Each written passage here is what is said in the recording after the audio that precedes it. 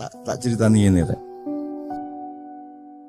Ini sekarang ini situasinya lebih berbahaya dari tahun 65. Dan sekarang pemetaan nasional itu persis 62, 63, 64. Aku tidak akan jelaskan, nanti jadi fitnah. Anjane saiki kira betul-betul butuh perbaikan mendasar, ibarat mobil turun mesin Indonesia ini. Jadi kita punya problem besar dalam soal ketatanegaraan. Kita punya problem besar terhadap sah tidaknya akad nikah kita pada tahun 1945 dan 28. Kita punya masalah besar terhadap struktur dan etika pembagian kerja kenegaraan kita. Negara dan pemerintah tidak ada bedanya dan seterusnya. Bahkan dalam misalnya, aku mau cerita karo Pak Mas Didi soal MK tadi, tapi tidak usah saya ngomongin kapan-kapan aja. Tapi intinya kita punya masalah ekonomi, masalah kenegaraan, konstitusi, logika, nasionalisme, kita punya masalah. Beliau ini saiki dadi alang-alang, Pak wis.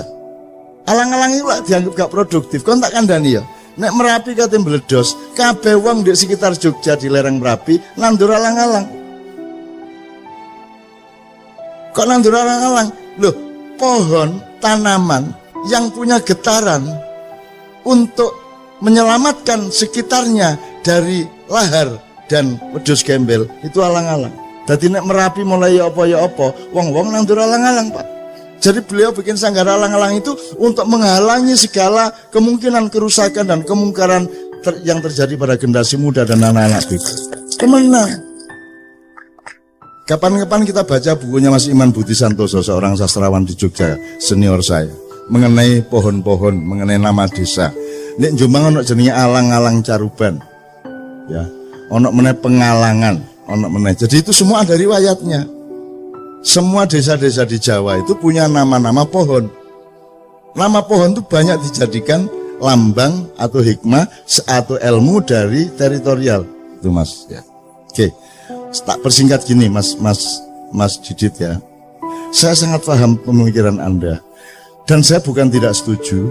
Kita semua standby untuk tutwuri handayani ya monggo, nek anjane sing penting iku untuk ing madya Mangunkarsa ya ayo, untuk ing ngarsa sing tulodo ya ayo, gak masalah. Nek anjane tepatnya seperti itu, ndak ada masalah. Dan memang wis wayahe.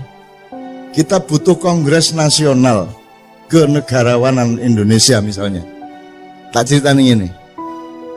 Tak mulai Pak Harto ya. Zaman Pak Harto jauh sebelum reformasi, jauh sebelum ada rame-rame di Jakarta, saya menerbitkan selebaran. Judulnya, kita memerlukan Dewan Negara, TNI harus berpihak kepada rakyat. Yang nyetak Zaki, yang sekarang manajer Kiai Kanjeng. Zaki wedi, cak iki wanita ngomong ini iki. Ya. Besok Zaki ada dengan Kiai Kanjeng di Gresik. Takono. Zaki rodok ndredeg iku. Cak wanita musuh Pak Harto kaya lho. Aku gak musuh Pak Harto, aku iki ngomong sing bener iki ngene. Kita cetak. Dibutuhkan Dewan Negara. Karena pemerintahnya sedang kacau, maka yang dibutuhkan adalah level di atasnya yang mewakili nasionalisme sejati, yaitu Dewan Negara. Sekarang juga dibutuhkan itu. Menurut saya harus ada musyawarah kenegarawanan Republik Indonesia, mengumpulkan semua orang-orang yang memang punya nasionalisme dan hidupnya memang membuktikan dia bersih dari perusakan-perusakan atas Indonesia, untuk membenahi tadi itu konstitusinya, reamandemen, bentuk negara. Kita punya masalah kenegaraan yang sangat serius. Aturan-aturan tentang hutang, aturan nek kon dadi presiden 5 tahun utangnya oleh sak piro, ojo kon bebani presiden berikutnya. Harus ada etikanya, harus ada aturannya. Kan sekarang semua pada tidak tertata dan seterusnya. Jadi kita butuh musyawarah kenegarawanan. Tidak usah negarawan, cek cemburu. Musyawarah kenegarawanan Indonesia. Wong tuwek-tuwek, wong sing murni-murni ngelompok memberi rekomendasi dan gak perlu metoto-metoto, gak perlu sumbar-sumbar. Dan gak musuhi sapa-sapa. Ini untuk mencintai bangsa Indonesia dan menjaga tanah air Republik Indonesia yang Allah kasih ke kita dan harus kita rawat sebaik-baiknya. Satu ya. Saya bikin selebaran Dewan Negara itu ya kira-kira tanggal awal Mei. Terus padang bulan pas tanggal 12 Mei di Jombang, Menturo. Terus aku pamit, Rek, iki aku menenang Jakarta soalnya kok beberapa hari ono goro-goro di Jakarta. Kemudian terjadilah penembakan Trisakti besoknya. Kemudian terjadi pembakaran-pembakaran, penjaraan-penjaraan sampai ke Surabaya, sampai ke Makassar, dan terutama di Jakarta. Sampai akhirnya kita kumpul yang 5 orang itu, Anda tahu, Cak Nur, saya, Pak Melik Fajar, Imam Utomo Dananjaya, sama Pak Sudrajat. Kita merumuskan saran agar Pak Harto turun dengan kita kasih metodenya dan cara-cara untuk supaya rakyat tetap selamat dalam keadaan perubahan ini. Dan kita ajukan pada tanggal 17. Kemudian kita konferensi pers, nangis-nangis kabeh. Aku dijaluk melok ndonga dan nangis kabeh. Dan ingin betul-betul ada perubahan yang darurat di Indonesia pada waktu itu. Karena Amerika sudah tidak suka sama Pak Harto. Semua di luar negeri sudah tidak merestui Pak Harto. Rakyat sudah jenuh semuanya dan seterusnya. Terus kita kasih saran Pak Harto, gini-gini ini saatnya sampean turun. Sampai tak bujui Pak, wis ta sampean iku wis tuwuk ta. Mosok gurung tuwuk sampean dadi presiden. Wis sampean lereno cek mulya, gak padeken gak ngono. Akhirnya kan semua orang tahu bahwa saya yang ngajarin Pak Harto ngomong saya tidak jadi presiden, tidak padeken ngono. Lho iku gak padeken lho cara ndi? Nek gak cara Jawa Timur ya. Ya. Anda sudah tahu kemudian tanggal 18 kita setelah kita konferensi pers, kita ke seluruh dunia kita umumkan kita akan melakukan perubahan di Indonesia. Tanggal 18 kita kasih ke Mensesnek, waktu itu Pak Saidillah Mursi. Jam 11 kita kasih, jam 3 sore dikasihkan ke Pak Harto. Pak Harto membaca, merenung, sholat asar, sholat maghrib. Terus habis isya Pak Harto telepon Mbak Novia. Pak Harto sing telepon nang Mbak Novia, mergo aku gak ono sing nrimo Mbak Novia. Bilang Cak Nun, saya siap melaksanakan sarannya untuk mundur dari jabatan presiden. Itu tanggal 18 malam. Tapi tolong kita atur supaya perubahan di Indonesia ini tidak menimbulkan bentrokan-bentrokan. Tolong kalau bisa besok kita ketemu berenam dari 5 orang yang menandatangani surat saran kepada Pak Harto bersama Pak Harto. Tapi Pak Harto mengatakan, Cak, mbok tolong ngajak orang-orang tua supaya 3 aja supaya jumlahnya 9. Akhirnya Gus Dur kita ajak, Pak Ali Yafi kita ajak, dan satu lagi saya lupa. Siapa ya? Ada orang tua satu lagi saya lupa. Dan seterusnya. Paginya kita ketemu dan aku ganti sepatu Rek. Waduh, aku nyele Pak Bariman. Pak Bariman itu saiki guru SMA Muhammadiyah di Denpasar. Terus tak sesuk tak gawe-gawe, pokoknya yang penting mosok aku sandalan Rek. Terus tak sekali lagi sepatuan ya tahun ini melicat temen. Terus demi Indonesia gak apa-apa sih kalau melicat. Wes. Oke, akhirnya semua proses kita jalankan Pak Harto mudun, tapi di tengah jalan dikhianati oleh sejumlah tokoh. Jadi reformasi itu sebenarnya konsepnya adalah bukan Pak Harto turun terus Habibie naik. Yang salah kan semuanya. Jadi Pak Harto turun, kabinet bubar, DPR bubar, MPR bubar, kita bikin MPRS, Majelis Pemusyawaratan Rakyat Sementara, yang sudah kita daftari sebanyak 45 orang, nomor 1 Abdurrahman Wahid, nomor 2 Megawati, nomor 3 ini, sampai Daniel Sparingga, sampai macam-macam, pokoknya 45 orang. Cak Nur Kholis Majid, macam-macam sing kita perhitungkan cukup reformis. Jadi seharusnya Pak Harto turun tanggal 21, terus kita resmikan ada Majelis Permusyawaratan Rakyat Sementara dan langsung bersidang 45 orang menentukan kepala negara sementara yang langsung kita tugasi untuk membuat pemilu secepat-cepatnya, paling lambat antara 6 bulan sampai 1 tahun. Sehingga kita clean betul. Kita resiki betul dan kita bikin sesuatu yang baru. Dan itu kita perlukan sekarang sebenarnya. Tapi saya cerita dulu yang soal Pak Harto. Kemudian ini dikhianati tengah jalan, akhirnya Habibie yang naik, dan Anda tidak pernah tahu dan tidak pernah ada yang meneliti, dari UNER pun tidak ada yang meneliti siapa yang sebenarnya menyusun kabinet, siapa yang waktu itu bermain. Kalau sing takon aku yang menengahi, masuk gak ditakoni tak kandak-kandak no. Itu ya. Faktanya semuanya jelas. Sampai sekarang dipersoalkan tim mawar sing apa segala macam, itu pada waktu tanggal belasan Mei waktu itu. Itu semua juga ada ceritanya. Nek awakmu tahu nang Padang Bulan zaman itu sampean rulah ceritanya. Ya, pada waktu itu siapa yang datang ke sana, saya lindungi sejak dari Juanda. Aku nyusul di Juanda iku, aku mlebu pesawat. Jadi dek mlebu pesawat ono aku. Loh. Kok di sini, Cak? Oh iya re. Kepala bandara ya. Mbuya apa ceritanya, pokoknya aku ndek ngarepe pesawat iku, ndek ngarepe lawang dibuka terus ono ondo mudun iku, aku ndek kono. Soalnya aku nyusul ndek bandara malah masalah. Engko diketok uang, ketok wartawan segala, aku langsung ndek pesawat itu. Carane runu ya apa urusanku. Kemudian teman sekalian, ada satu lagi. Ada saat-saat darurat di mana PDIP pasti menang untuk memilih Megawati jadi presiden pada periode sesudah Habibie. Tapi wong Islam ya wis gatel, wis gak kuat. Islam ya wis kudu berperan. Maka orang Islam mencalonkan Pak Habibie. Iki karo-karone gak siap untuk kalah. Nek wong Islam kalah, wong Islam yo gak ikhlas. Nek PDIP kalah, PDIP yo ngamuk. Maka kita inisiatif.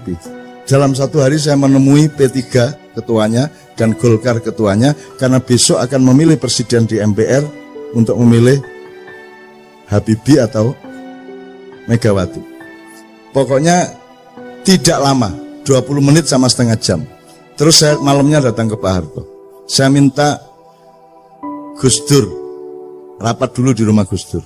Gus, iki wayahe wong tuwek sing mimpin saiki. Nek sing mimpin wong loro iku engko sing iki gak trimo, sing iku gak trimo. Kudu sampean sing maju. Sampean iku sultane. Karena Gus Dur bilang, "Cak iki nek ketoke sing cocok Sultan Jogja." Ngono. Soalnya nek Mega engko yo ngamuk, wong Islame engko nek Habibie yo ngamuk, wong PDIP ne ketoke sing netral Sultan. Aku ketemu Gus Dur awan-awan. Terus aku ngono, "Gus, nek Sultan aku gak melok ngewangi lho, Gus. Aku ro Sultan Jogja lho. Nek menurut aku durung wayahe dan gak cocok. Lah nek ngono sapa Cak sing netral? Ya Sultan sing luwih tuwek, sing temenan. Sapa? Sultan Abdurrahman Wahid." Lho iya Gus, sampean niku turunan ke-9 Pangeran Benowo yang seharusnya menjadi Raja Pajang setelah bapaknya, yaitu Mas Karebet atau Sultan Hadiwijaya. Tapi kan sampean tidak kerasan sama konflik antara Sutowijoyo dengan bapak sampean. Terus Pangeran Benowo pergi membuat pesantren di daerah Banjarnegara Banyumas. Nah, saiki wis wayahe Pangeran Benowo turunane nang istana. Sampeyan Gus saiki wayahe. Tuh, sadurunge aku ketika dulu saya mau mengupacarai Pak Harto untuk husnul khotimah, wiritan, sholat di masjid DPR, kan gagal Mas. Gagal tuh artinya aku gak, karena koran-koran memberitakan secara sangat dipelesetkan. Aku ngomong ikrar husnul khotimah. Nah Islam pakai husnul khotimah tuh konsep utamanya. Tapi di koran nulisnya pertobatan nasional Soeharto. Loh, duduk pertobatan nasional husnul khotimah. Dan Allah loh yang nawari husnul khotimah. Iku mergo nek uangku ya elek barang. Maka dikei akhir yang baik, husnul khotimah. Akhirnya aku muring-muring, pertemuan saya batalkan di DPR pada arek maknya wis ambrek teko ndek kono. Saya bilang sama wartawan, pertemuan saya batalkan, Pak Harto saya larang datang. Terus aku telepon Pak Harto di depan mereka. Pak, sampean enggak usah rene. Sampean cukup wiritan sing iki karo sembahyang 2 rakaat saiki. Sembahyang duha. Jam 09.00 esuk. Saudara, saya tidak akan adakan pertemuan karena Anda tidak percaya kepada proses ini. Saya persilakan Anda sekarang mengadili Soeharto. Kalau Anda berhasil mengadili Soeharto, potongan kupingku karo wedi aku. Waduh, nek iya temen ganti kuping ya aku. Tapi tak teka-teka to ngomong, potongan kupingku nek kon iso ngadili Soeharto. Dan Soeharto sudah siap diadili, wis tak gaeno konsep. Saya Soeharto, mantan Presiden RI, siap untuk tidak menjadi presiden lagi. Nomor 2, saya siap untuk tidak ikut campur pada setiap pemilihan presiden. Nomor 3, saya Soeharto siap diadili oleh pengadilan negara untuk mempertanggungjawabkan tugas saya 32 tahun. Nomor 4, saya Soeharto kini siap untuk mengembalikan harta benda yang menurut pengadilan negara adalah bukan milik saya tapi milik rakyat Indonesia. Pak Harto tanda tangan. Pak Harto tanda tangan. Diwoco nggih Cak, tanda tangan langsung. Wis kari kok adili. Tuh. Akhirnya acara tak batalno.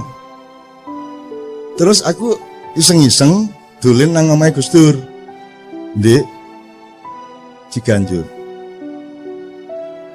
Tak ceritani ngene Cak. Minggu ae Pak Harto tak jake nang Masjid Istiqlal, engko sampean teni ndek kono kok dipuacarakno ndek kono Gus Nur Khotimah. Loh Gus, aku gak ngongkon lho, aku gak njaluk lho Gus. Ki sampean lho sing dikarep. Iya ta Cak, wis gak apa-apa, sampean rono dhisiki ngomong sampean ndek lor, aku ndek kidul. Engko aku sing nyusul Pak Harto, kok kira-kira jam 10 wis ndek Istiqlal. Ngono. Terus seneng to atiku. Seneng. Terus mari ngono wartawan nyerbu. Gus, katanya mau bawa Pak Harto ke Istiqlal, kata Cak Nun tadi di luar gini. Biasa Cak Nun wis ngono iku nek ngomong. Lho ya apa sih Gus Dur iki? Ya aku karo Gus Dur iku anu rek, kanca rek. Guyon, memel. Aku karo Gus Dur gak tau ngomong serius. Cerita sing gak ngene. Wes pokoke memel ngono iku guyon jombangan iku. Karo aku gak ono formal-formal, itu sahabat saya.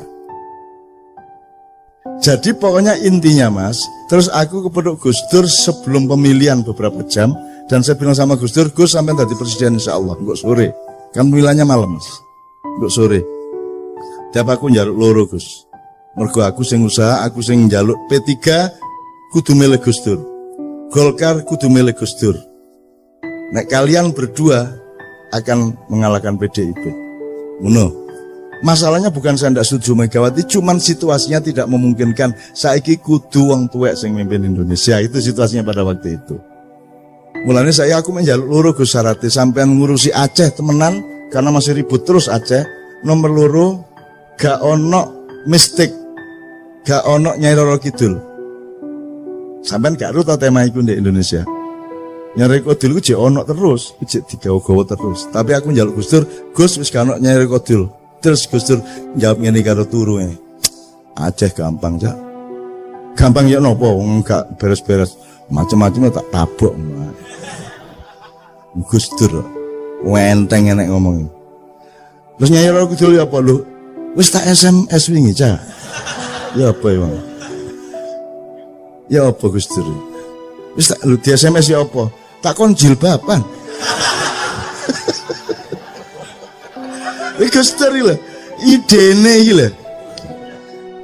Bayangno Nyai Kodil jilbaban seluruh gitu.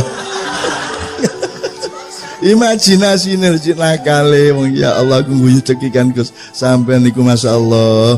Wis nek swarga gak ono sampean lak gak enak swarga niku ngono. Wis sampean iki top wis ya bayangno Nyai gitu jilbaban niku. Dan seterusnya ya. Jadi presiden dia. Nah, itu adalah momentum-momentum darurat Mas Didit yang memang perlu kita lakukan. Dan sekarang ini sebenarnya potensinya menuju ke situ. Itu yang sampean maksud tadi. Cuman saya ini kan orang yang tidak punya api. Aku gak duwe nafsu. Bukan soal nyongok loh ya. Maksudnya saya tidak punya libido politik. Saya tidak punya sedikit pun gairah untuk mimpin negara, presiden gak duwe blas. Gak duwe blas. Soge gak duwe aku. Aku seneng karo kon mek ngono tok. Asik membicarakan sesuatu yang menggembirakan mek ngono tok aku. Jadi gelandangan aku gak masalah. Gitu. Jadi aku gak duwe nafsu materialisme, kekuasaan, popularitas gak duwe aku. Alhamdulillah gak duwe. Tuh. Jadi saya tidak akan melakukan itu kalau saya tidak diperintah. Kalau ada perintah, nanti akan ada gejalanya, ada tanda-tandanya, ada ayat-ayatnya nanti. Gitu loh. Dan saya juga tidak GR bahwa saya penting di Indonesia. Anggitmu aku niku penting ta mak iyah iku. Indonesia kenal mak iyah ta gak? Gak kenal kok. Ojo GR petuta-petuta kaya iya. Nah awakmu merasa api alhamdulillah, tetapi ojo merasa kon niku penting di Indonesia, wong aku gak penting kok. Aku ngomong titik keliru untuk mereka ngono wis dientekno aku didik-idik kaya ngono iku. Untung aku hanya seekor semut dengan setetes air menuju Ibrahim kan gitu. Ngono rek. Jadi teman sekalian memang sekarang sudah saatnya seperti itu, tapi sudahlah kita bersabar, jangan khawatir. Anggitmu kan Gusti Allah ta. Anggitmu kan malaikat ta. Anggitmu kan Nabi wis mati ta.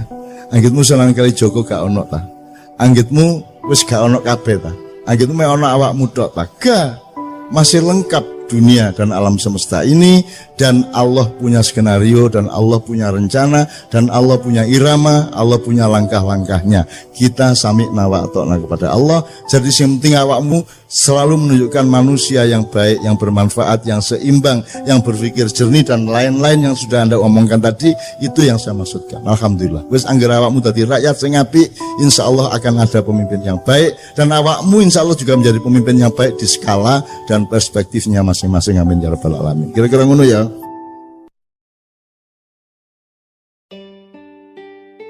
Saya punya beberapa pertanyaan, tolong dicatat. Kalau ada yang bisa menjawab sekarang, alhamdulillah. Kalau tidak, jadi PR bersama. Hafal teks proklamasi?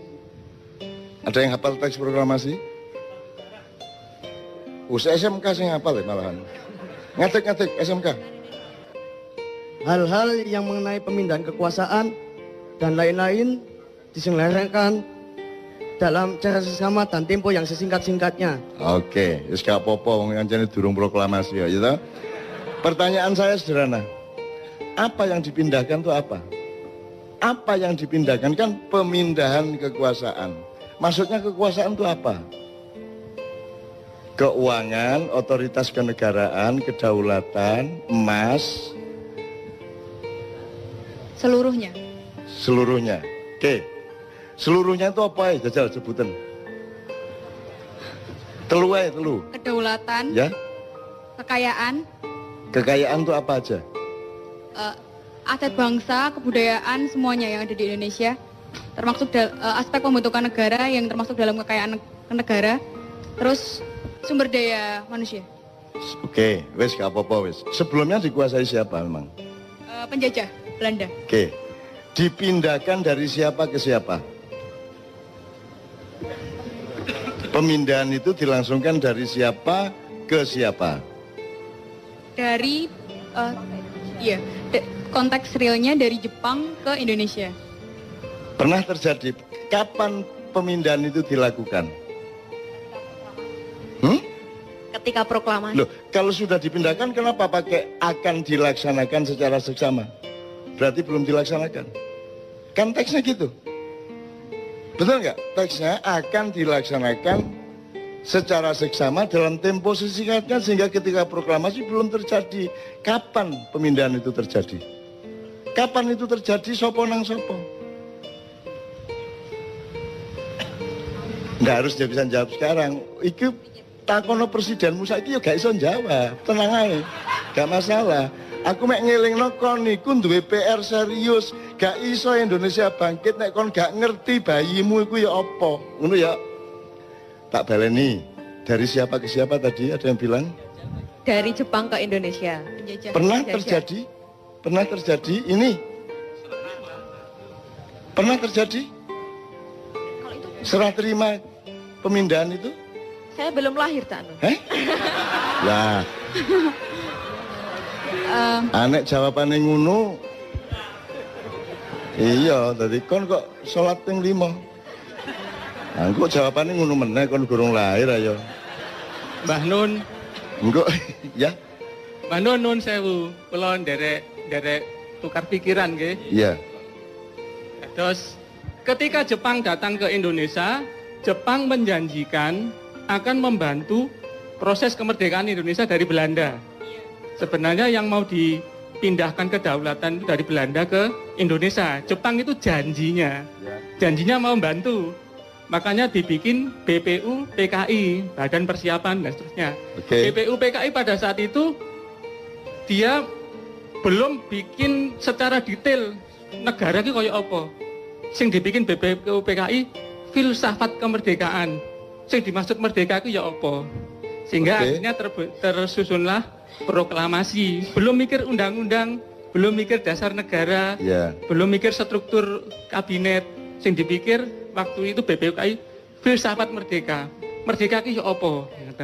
Lah, setelah proklamasi Pak Karno matur tenggene teksin niku mau hal-hal di proses secepatnya dengan seksama. Hal-hal yang dimaksud itu banyak sekali, bahkan sampai hari ini belum terselesaikan. Jadi setelah Jepang selesai itu kan Jepang kena bom, Jepang wis putus asa katanya tinggal di Indonesia. Itu variabel. Maksud saya kamu tuh menjawab A dulu baru B. Ojo langsung kok ringkes kabeh. Jadi itu kedaden taga pemindahan itu. Pemindahan pemerintahan kedaden. Kapan? Dan terus di sidang PBB kan akhirnya Indonesia kedaulatannya diakui. Ya, tapi pemindahannya dari siapa ke siapa? Dari Belanda. Apakah Belanda pernah mengakui bahwa dia menjajah Indonesia? Belanda nggak mau mengakui, di PBB Belanda nggak mau mengakui. Jadi ada terjadi pemindahan tagak, kayak kon nyerano motor nang koncomu ngono lho, ono tagak. Terjadi apa tidak? Secara teknis tidak. Lah iya, tapi terus secara apa? Secara pengakuan internasional mengakui Indonesia merdeka. Ya. Asli Belanda dhewe iki ya gak rela. Terus gaya apa tek iku, Man? Gawe tek iku pertama menumbuhkan filsafat kemerdekaan dan rakyat itu percaya Indonesia wis merdeka rek. Saiki Indonesia merdeka. Oke. Begitu dengan ini saya menyatakan ya. Wis merdeka ta iku? Menurut pernyataan Pak Karno merdeka. Wis merdeka. Terus ono PR untuk memindahkan. Nggih. Nah, apa nih PR iku? Apa PR iku? Bukan kedaulatan, wis diproklamasikan kok ono PR, kok ono. Wis soal kedaulatan NKRI sudah beres dengan alinea pertama. PR yang belum selesai pada saat itu soal perusahaan-perusahaan Belanda, soal wilayah negara Indonesia.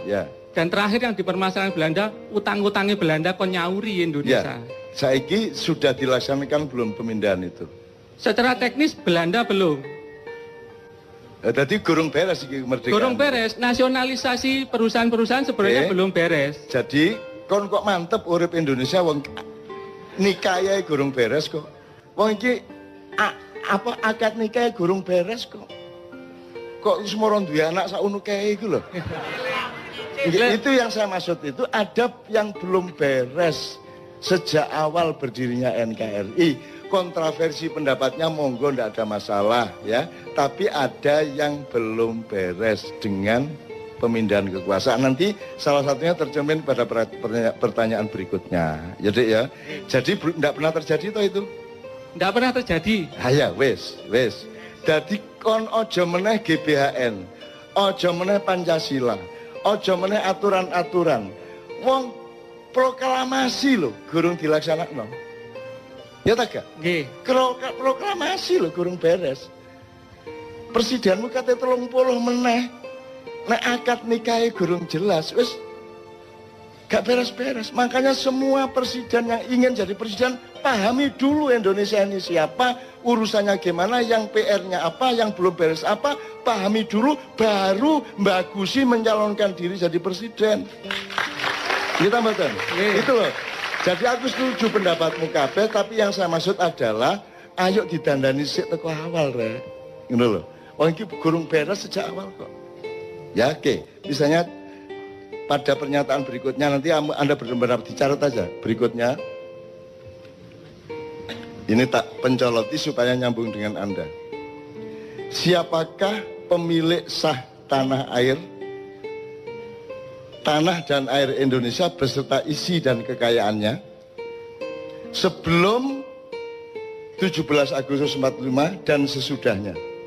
Siapa yang punya? Hakikatnya Indonesia yang punya Gusti Allah. Hakikatnya. Iya. Wassalamualaikum warahmatullahi wabarakatuh.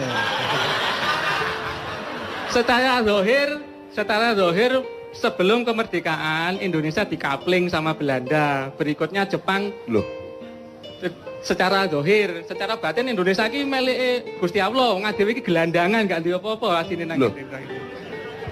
Jadi secara sepihak ini mengklaim loh miliknya dia. tanda bahwa kita betul-betul belum mengerti Indonesia. Sing jenenge milik itu kan saiki kan IMB, apa jenenge sertifikat. Ya, itu berlaku setelah kemerdekaan. Ada undang-undang tanah yang baru. Jelas ya? Sadurunge kemerdekaan niku dhek sapa lemah. Iku misale saiki sing ndek Jogja wis sing digawe stasiun kereta. Ya. Ya tanahnya keraton. Nah, tanah keraton. Saiki sing tanah sak Indonesia iki dhek sapa?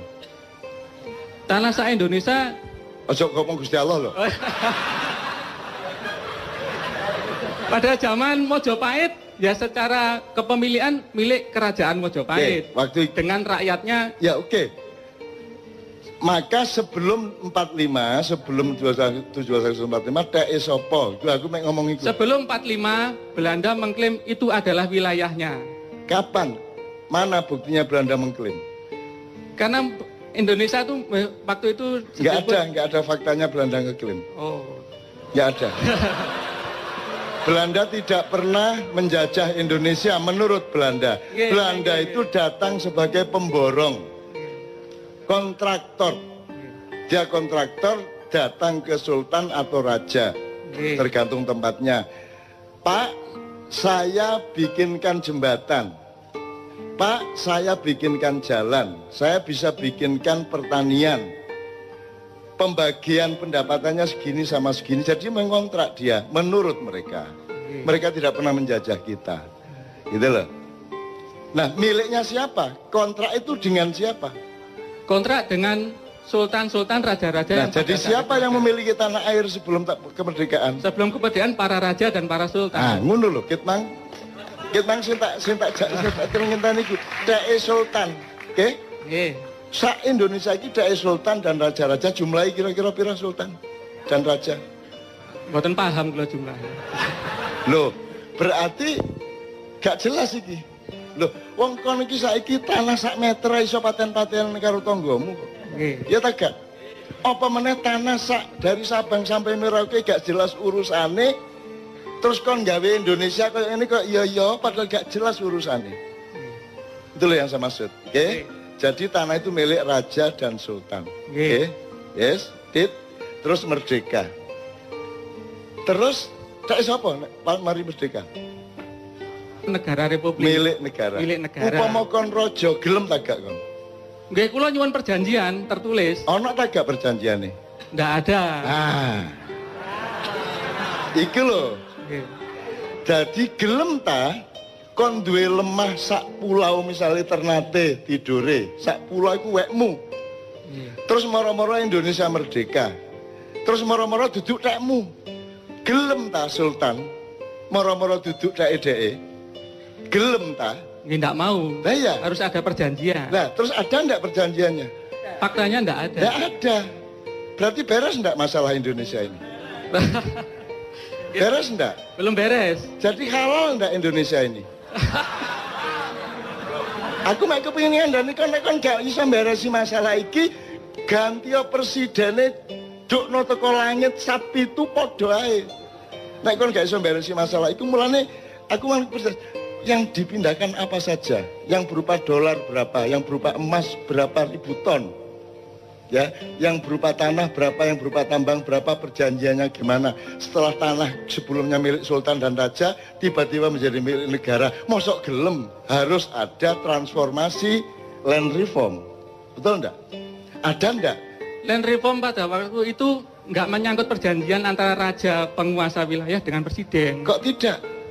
Lah Saya kok juga gelem? nggak paham, saya belum lahir waktu itu. Loh, Jadi aku ngene wae, upama kon dadi sultane, dadi rajane gelem ta gak? kula mboten purun, saya nggak mau. Terus rumangsamu 164 sultan raja ki gelem ngono. Ya nggak mau. Lah ndak mau. Kalau saya jadi rajanya ya nggak mau. Lah iya. Harus Nah, ada perjanjian. menurut sampean raja-raja Nusantara gelem ta gak? ndak mau asline. Ah, aslinya ndak mau. Ya, contohnya konflik-konflik yang muncul. Makanya terus ngene lho, Dik. Yang kita ini nyari bersama, duduk aku berdebat karo kon. Oh, Kita mencari bersama. Golek api. Menurut kon, nek kon sing dadi sultan, moro-moro Indonesia merdeka, terus semua milikmu jadi milik negara. Lilo tagak kon. Mboten rela. Mboten. Kan jadi harus ada perundingan iki ya apa transformasi hak tanahnya bagaimana kan gitu. Nggih. Ada ndak? Nggak ada. Ndak ada. Berarti halal ndak ini sekarang? Saya bukan MUI yang memutuskan halal haram. Saya nggak berani jawab. Ngene lho, kon iku nek kate nang doli gak usah nang MUI sik. Kon langsung ro nek nang doli ku haram ngono lho. Mosok halal haram ngenteni MUI. Begitu tidak sah, tidak logis ya. Curang berarti tidak halal ngono kok dadak MUI sik kon. Nggih, hakikatnya kalau kedua pihak ada sesuatu dan satu pihak merasa tidak terima, berarti itu nggak halal. Hakikatnya begitu. Makanya sekarang diatur ada nggak undang-undang konstitusi yang mengatur peralihan dari haknya sultan dan raja-raja seluruh Nusantara ini kemudian menjadi milik negara? Nggak ada. Nggak ada toh? Nggak ada perjanjian itu. Dadi iki apa iki nyolong ta, ngeklaim ta, ngerampok ta? Ya, kon ojo melok sedih, ojo melok dikeserang wong kon yo gak melok apa-apa, kowe gak salah kok. Loh, saya juga ikut sedih, Pak, wong saya pegawai negeri ya. Oke, tapi jelas ya faktanya ya. Jadi beres enggak masalah kelahiran tadi? Masalahnya nggak beres. Ya, beres toh? Nggak beres. Oke, enggak beres. Jadi sejak awal kita itu belum beres. Oke ya? Nggih, betul. Jadi soal pemilikan tanah, tambang semua sebenarnya kan juga tidak ada perjanjian yang jelas, tidak diatur secara kenegaraan. Saiki kon roh, atine rojo-rojo saiki ya apa kira-kira kan gitu. Atine rojo-rojo karepe iku bikin daerah istimewa. Dengan perjanjian-perjanjian baru, mbuh disahno DPR, MPR, Presiden bikin daerah istimewa. Terus apa kok mek Jogja tok? Sebenarnya raja lain juga sama. Di Aceh kan dulu-dulunya zaman Pak Harto kan ya sempat bergejolak minta istimewa. Apa komek loro? Karena yang lain nggak berani mungkin. Oh. Karena untuk dalam tanda kutip melawan kekuatan besar kita harus punya support yang besar. Nah raja-raja ini kan supportnya kecil. Oh jadi untuk mendapatkan hak hidupnya itu harus berani gitu. Loh yang nggih no Pak. Oh berani melawan? Berani melawan penguasa. Penguasa mana? Sing rumongso menguasai wilayah Indonesia. Berarti penguasa ini penjajah ya, sehingga raja-raja pada takut. Secara psikologis aslinya jajah rojo-rojo. Secara dohir ketoke mengajak saiki jajah taga. Aslinya menjajah. Sip. Yes. Iku sing tak enten itu kon. Dan kon pegawai dari sistem penjajahan itu.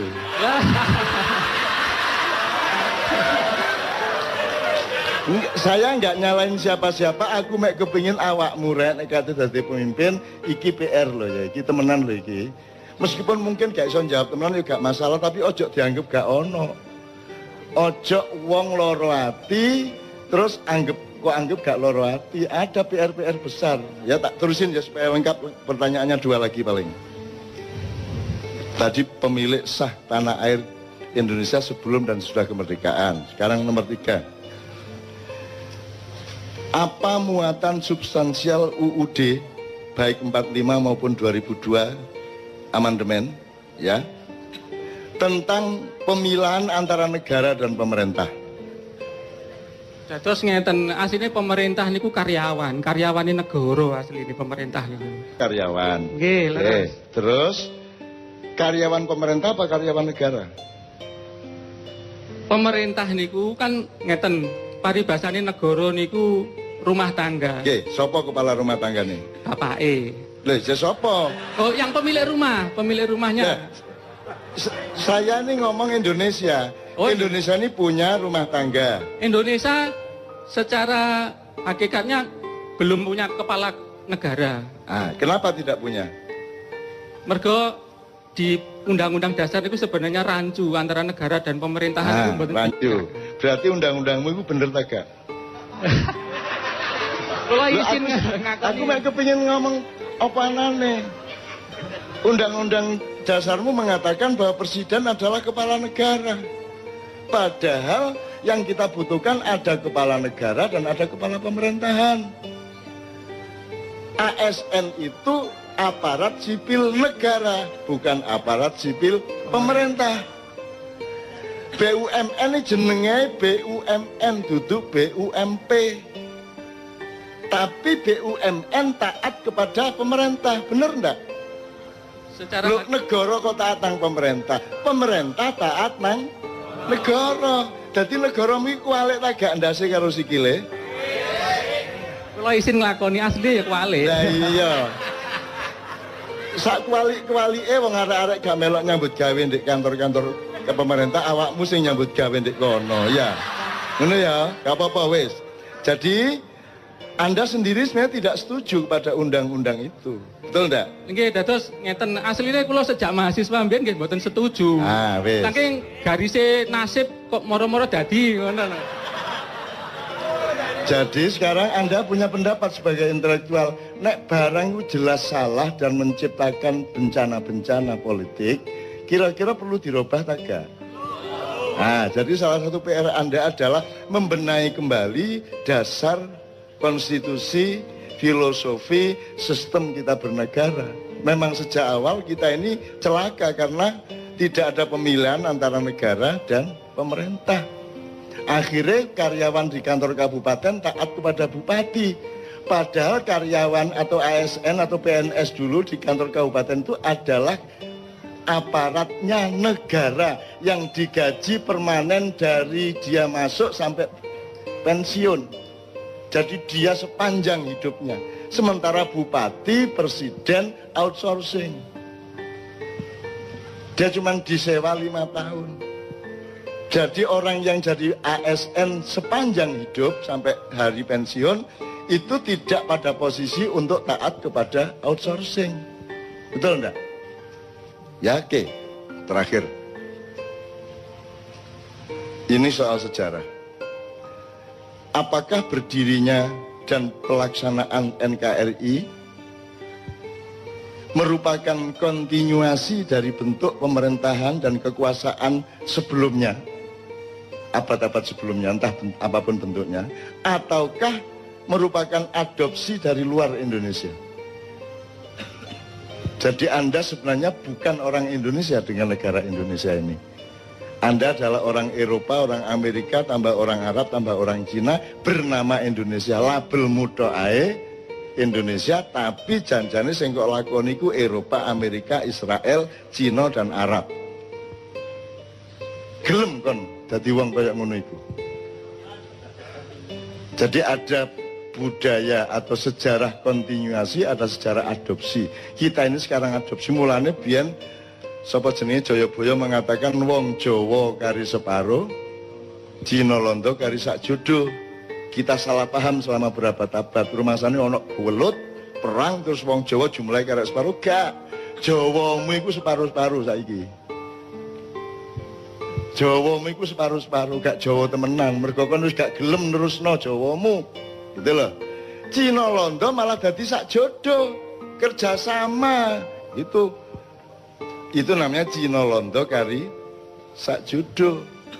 Tapi itu interpretasi saya, aja percaya aku. Lawang aku duduk wong kampus kan gitu kan. Nah aku wong akademisi ya saya bisa dipercaya. Saya ini kan hanya orang yang lewat ganggu-ganggu, soporo keganggu cek tangi kan gitu.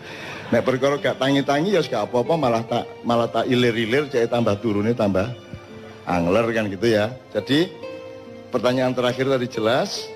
Apakah yang kita lakukan dengan NKRI ini kontinuasi dari yang kemarin-kemarin ataukah merupakan adopsi? Jadi kita ikut wis duduk Indonesia nek kayak ngene iki mek karen-karen tok Indonesia niku. Gitu. Jadi kita nggak meneruskan yang kemarin, kita mencari yang baru termasuk universitas, Pancasila, trias politika dan lain sebagainya. Nanti tolong pelajari nyun sewu ini ngiling noto ae sing sejarah ono sing arek belajar sejarah ndak? Coba Renaissance di Eropa dari Italia ke seluruh Eropa itu abad berapa?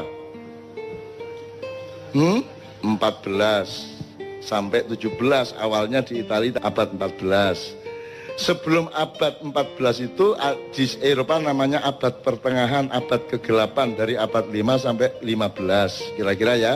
Nah, aku takon, ketika ada peralihan dari masa kegelapan Eropa menuju Renaissance itu di Indonesia terjadi apa? Belum pernah ada studi sejarah dan sosiologi mengenai ini. Akhirnya kita menjadi bukan orang Indonesia sekarang. Meskipun tetap nek awake dhewe saking apike, saking tepake masih kene duduk Indonesia ya tetap metu Indonesia dididik gitu ya. Tapi kita secara sistem makro kita ndak. Jadi Sunan Kalijaga lahir tahun 1450. Pada umur 28 tahun dia sudah mulai menjadi aktivis politik di Mojopahit. Dia melakukan transformasi yang sangat damai dan sangat bagus, dawa ceritane. Dan beliau mengawal dari Mojopahit akhir yang ketika itu masih ada Minak Jinggo Belambangan sampai transformasi ke Demak, sampai ke Pajang, sampai ke Mataram awal. Sunan Kalijaga umurnya 162 lebih. Nah, jadi kalau awakmu setuju Mas, ngene sampean meneh. Sampai Renaissance. Saya teng Yunani, Roma zaman riyen niku. Itali. Nggih kula dereng lahir niku. Kan kok tak balekno nang masa silam kan kok. Nggih, leres. Ya. Zaman filosof Itu disebut masa apa? masa Renaissance, masa kejayaan ilmu pengetahuan dan filosofi, filsafat. Masa pencerahan. Nggih. Ya, menurut awakmu setuju tak itu masa pencerahan? Kula mboten setuju sebab enten setunggal riwayat saking Kiai pundi kula supe. Ya. Asline Sokrates kali Plato riyen niku diajari Nabi Khidir. Terus gampang. Soal Tapi- ngene. Niku satu. Enggak, maksud saya gini. Setuju enggak itu disebut masa pencerahan menurut Anda? Secara akademis setuju. Oh. Tenan? Nggih. Makanya awal tadi kita ngomong mengenai kelengkapan, mengenai sempurna. Ya, karena Renaissance itu adalah pemberontakan terhadap religi keraton-keraton Kristen, ya. Jadi terus mereka marah kepada agama sehingga mereka berpihak kepada akal sehat. Terjadilah revolusi pemikiran, kemudian pemikiran didewa-dewakan. Semua yang tidak cocok sama pemikiran dianggap jelek, dianggap ketinggalan zaman. Jadi kalau saya menyebut Renaissance adalah masa penyempitan umat manusia. Hatinya jadi tidak ada, spiritualitasnya tidak ada, tinggal akal pikirannya dan jadilah uner. Untung manusia uner adalah manusia yang tetap sempurna. Jadi gak ono urusane kampus karo pengajian. Gak ono jane. Ono kampus kok ono selawatan. Universitas secara barat kok selawatan. Itu tidak kompatibel dengan sistem dan ideologi universitas. Tapi di Indonesia tidak bisa 100% berlaku karena rektornya religius, karena dekannya religius, karena mereka tetap manusia sempurna. Gitu loh, Dek. Jadi di timur terjadi penyempurnaan manusia oleh Sunan Kalijaga dan Wali Songo. Di Eropa terjadi penyempitan manusia. Dari manusia yang lengkap spiritual, mentalitas, semuanya menjadi hanya manusia intelektual. Bahkan kemudian menjadi manusia akademis. Di sini disempurnakan. Agamanya sama budayanya dikomprensikan. Bahkan lengkapnya luar biasa. Sampai kebudayaan Jawa bagi saya itu umpama gano Islam wong Jawa wis mlebu swarga ngono aku. Nek kurang sembayange ngono tok. Tapi nek peradapane wis saiki sampean delok. Nek tembang Jawa teko sinom nganti Megatruh Pucung itu lagune wong sing wis ndek swarga. Wis karek ngene ndek swarga.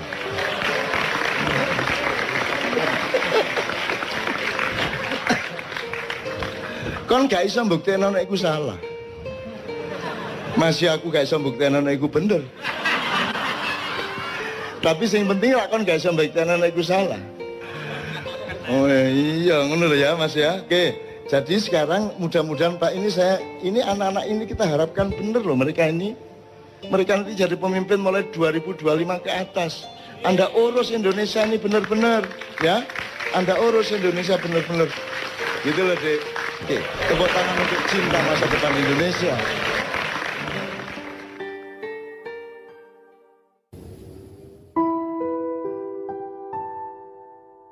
Saya pernah bilang sama Anda, tanya sama Anda entah berapa tahun yang lalu, Indonesia itu melahirkan bangsanya atau bangsa ini melahirkan Indonesia? Jadi bapaknya yang mana? Indonesianya apa bangsanya? Bangsa melahirkan Indonesia. Oke. Lah bangsanya itu bangsa apa? Karena sekarang disebut bangsa Indonesia. Membingungkan enggak? Bangsa yang melahirkan Indonesia itu sekarang menyebut dirinya bangsa Indonesia. Jadi Wak Karjo duwe anak jenenge ya Karjo. Kan gitu. Nah, bangsa yang melahirkan itu bangsa apa? Yang melahirkan Indonesia itu. Itu pertanyaan tidak harus dijawab malam hari ini, cuman Anda harus terganggu oleh itu. Oke, saya teruskan.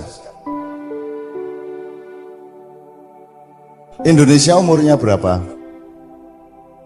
70 tahun, betul? Bangsa yang melahirkannya berumur berapa? Pertanyaan yang tidak usah dijawab malam hari ini. Kalau kamu tidak mempertanyakannya, berarti kamu tidak akan pernah mengenal siapa dirimu, karena kamu tidak pernah mengenal asal-usulmu. Yang namanya bangsa tadi yang melahirkan Indonesia itu dimulainya sejak kapan? Sejak abad 15 kek? Sejak abad 10 kek? Sejak abad 7 bareng sama Kanjeng Nabi, atau sejak kapan? Atau sejak Aji Soko? Atau sejak kapan? Itu nenek moyangmu kan? Jadi Anda kenal nenek moyangmu apa tidak? Kalau manusia tertua sekarang kan Sangiran gitu ya, fosil tertua, tapi juga ada yang lebih tua lagi di Jombang. Tuh. Oke, itu sudah 2 pertanyaan yang kita belum bisa menjawab pada malam hari ini ya teman-teman sekalian ya. Pertanyaan saya berikutnya, Anda ini katakanlah bangsa yang melahirkan Indonesia itu katakanlah upamane bangsa Nusantara, upamane ya. Upamane bangsa Nusantara. Saya tidak akan ngeklaim, saya juga tidak akan membantah atau menegaskan, tapi pokoknya XA-nya itu katakanlah bangsa kita itu bangsa Nusantara. Di sini kita belok sedikit. Apakah kalau orang Sunda berarti bukan orang Jawa? Sejak kapan orang Sunda dan orang Jawa itu orang lain? Sejak kapan itu? Kalau kita tidak tahu berarti kita tidak mengerti diri kita, benar nggak? Apakah kalau orang Palembang, orang Bengkulu, orang Bugis itu berarti bukan orang Sunda dan bukan orang Jawa? Sejak kapan? Oh, mungkin sejak tahun 1928 ya. Yong Yava, Yong Ambon, Yong apa lagi deh? Gue ki ora ngerti toh wajan 1928 ya ora ngerti toh wajan. Oke. Jadi ternyata pengertian Jawa bukan Sunda, Sunda bukan Lampung, Lampung bukan Bali, Bali bukan Madura, itu pengertian yang belum lama. Atau sekarang kita shortcut gini XA-nya, perumpamaannya. Anda adalah anak Nusantara yang diadopsi oleh Indonesia. Ngono piye ya? Entuk ya. Anda ini anak bangsa Nusantara diadopsi dan dididik oleh Indonesia, bener nggak? Oke, dididik dengan kurikulum Indonesia. Ya dah. Nah, kurikulum Indonesia ini ya, hukumnya, konstitusinya, pendidikannya, persekolahannya, ilmu sosialnya, pemahaman-pemahaman sejarah, antropologi, sampai arkeologi, sampai apa, semua itu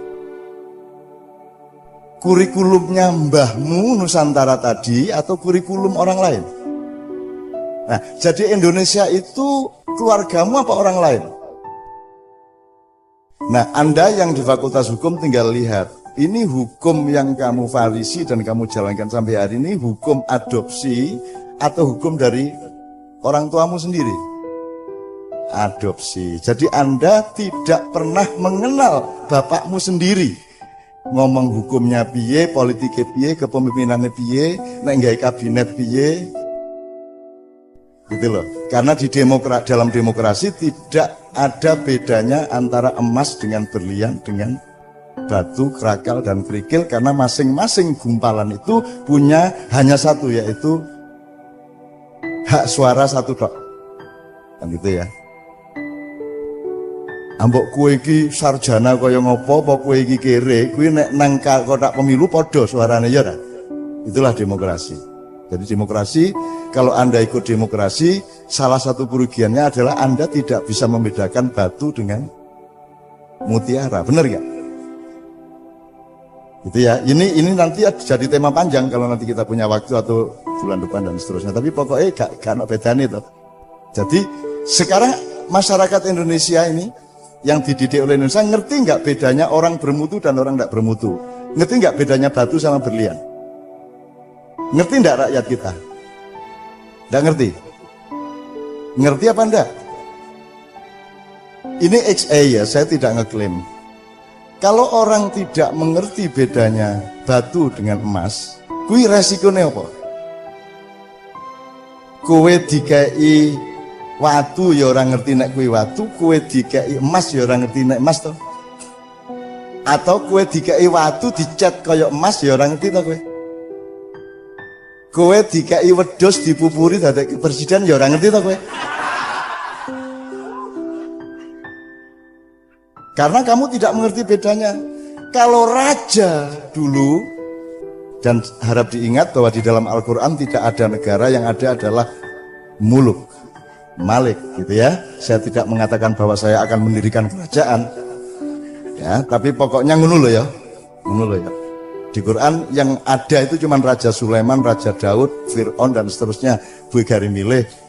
Tapi pokoknya kalau pemilihan raja sebenarnya tidak sukar, karena sehari-hari kita tahu mana orang bermutu, mana tidak bermutu. Tapi di Indonesia ini semutu apapun kamu, kalau nggak ikut Golkar, kalau nggak ikut PDIP, kalau nggak ikut parpol-parpol, kamu tidak akan bisa menjadi apa-apa, bener nggak?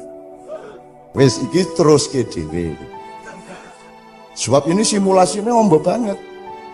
Nah, dengan kata lain, kalau saya tarik garis agak jauh, saya ingatkan kembali, berarti Anda ini dididik oleh bapak ibumu atau dididik oleh pengadopsi. Jadi kamu tidak mengenal apapun kecuali pendidikan adopsi tadi, benar? Jadi pengenalanmu